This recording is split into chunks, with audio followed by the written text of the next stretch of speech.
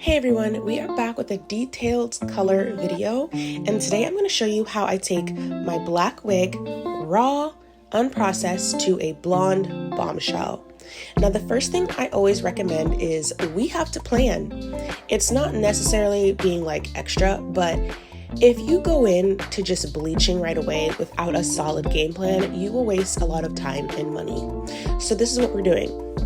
Right now, I like to start with a picture and I create like a spider web effect, and I'm just pointing out the things. Like, for example, I see a level 2 on the roots, a level 9 on the hair. I see a little bit of air touch for the blend and the highlights. I see some low lights that are level 8, and then I see a neutral blonde.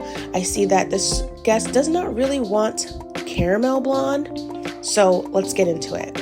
Now, this is what I'm starting from before. The hair is unprocessed. It is so much easier to color wigs because you don't have to worry about someone lying to you about their hair and there's henna on it or previous color or permanent dye. Like, usually when I color a wig, I always get the color I want because we're starting from a fresh canvas. So now let's get into this formulation. So I'll be honest, I did just hop into this color, but I'm going to tell you everything that I'm doing. So I need to get this hair, the base, to a level 8 at least. So I'm going in and I'm doing TZ lights instead of air touch because TZ lights is going to give me more dimension than air touch, and it's also going to give me more blend than air touch. Air touch is the process of using your blow dryer and tapping the hair and allowing all of the short hairs to fall and then only coloring the long strands of hair.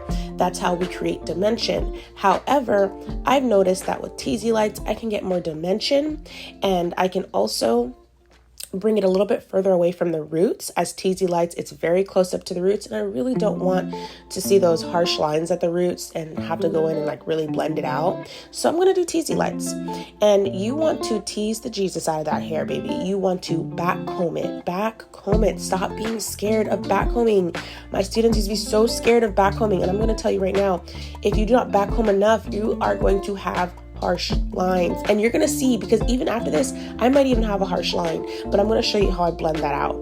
So now I'm adding the enlightener, well known as bleach, and I want to make sure that there's a nice thick white layer over my section, because I want to make sure that this hair is saturated to the gods. All right, so now I'm going to go ahead and fold it in half. You can either fold it. Me personally, I kind of wish I didn't fold it. I kind of wish I just kept it straight out and put another foil in there, but I was trying to save foils, so I folded it. But if possible, don't fold it, just lay it straight out. That way that when the hair starts processing, there's no creases in the hair that causes the bleach to kind of slip down, and now you have these bands in the middle of your in the middle of your hair, which we can remove, but that's just my experience. So now I'm going through and I'm doing the same system all throughout. When it comes to coloring wigs, it's a lot easier to work with, but it's a lot more hair than the average head. So yeah, you get a quiet client who doesn't complain and her hair is 100% virgin, but you also have to understand that you're going to be working with a lot more hair.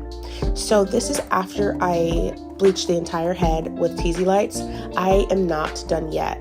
So look, you can see that there's some harsh lines there, right? And basically what I'm going to do to remove that is when I do my color melt, I'm going to tap the roots and blend that out.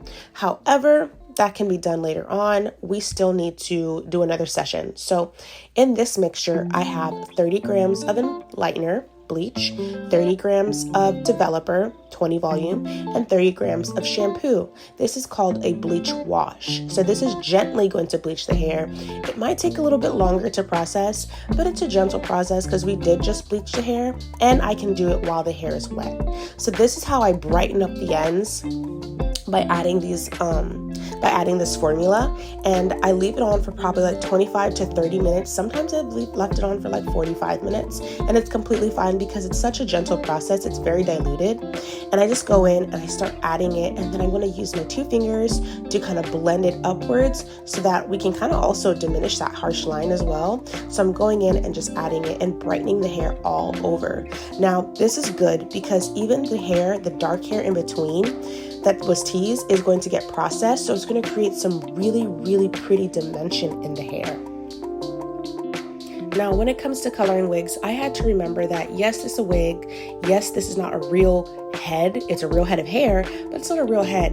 And it's a little bit different. Like my sectioning is a lot different than an average color project. And that's because there's wefts. You see those little lines, those tracks on the cap?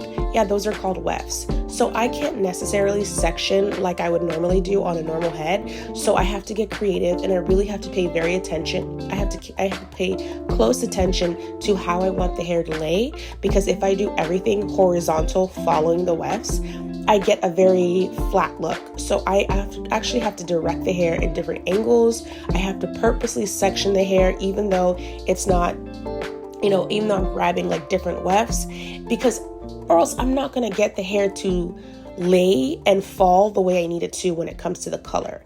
So despite having those tracks, I completely ignore those tracks and I pretend this is a real human, and I section it the best way I can as a real human, but it's not. So just thought I'd point that out. So now I'm going through, and you can see that the hair is lightening up and it's looking good. I'm just trying to get past this orange right now.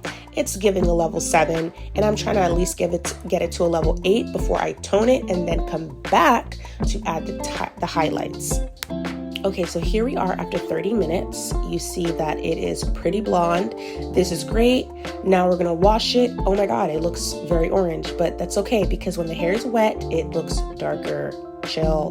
This is what we're left with. I blow dried it, and now I'm going to tone it. I like to layer my color, meaning I like to do this process and then add highlights after toning, because one, I don't want my highlights to get darker. So you can see that in the sun, it looks more of like a light brown, which is crazy, but this is also after toning it. So now I'm going in and I'm adding some highlights. And the reason I like to do this after toning is because if I tone it all together, I'm not able to color the base. Like it's not gonna cut it. So I like to layer my colors. So now you can see how much different it looks from the previous picture before I added the highlights.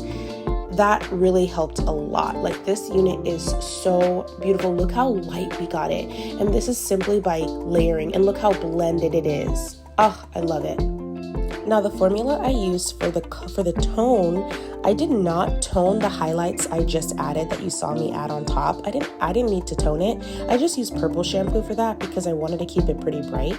But for the rest of the hair, I used 9N by Pravana, just 9N. I did not add anything else to it. I kept it very simple, and that gave me a nice neutral base after coloring it. And then I went in with the highlights and lightened it, which gave me more dimension and pops of blonde and brightness, and I did not have to color that. So let me know what you guys think in the comments.